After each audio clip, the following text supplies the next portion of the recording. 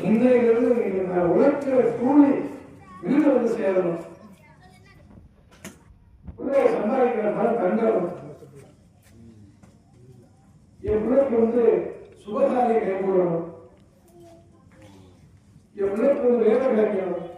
இப்படி நம்ம நினைக்கிற காரியங்கள் அத்தனைக்கும் குலதெய்வம் என் வீட்டில் பேசணும். என் வீட்டில் தெய்வமே பேசணும். குலதெய்வம் என் வீட்டுக்கு வரணும். இப்படியெல்லாம் வைக்கிற கோரிக்கைகளுக்கு இந்த வளர்ப்பு கல்வியாக அற்புதமான பாதித்தவர். அதாவது இன்றைய ஆண்டு கல்வியில அம்பாள் வந்து உட்கார்ந்தாச்சு.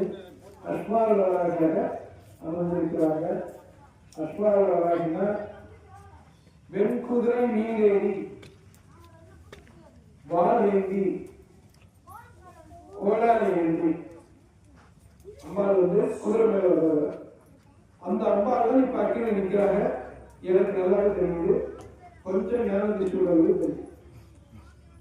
அல்லது சும்மா யாராவது போட்டு எடுக்கிறாங்க. அம்பாள் அஸ்மாவளாகியாக அக்கினியில எழுந்தது.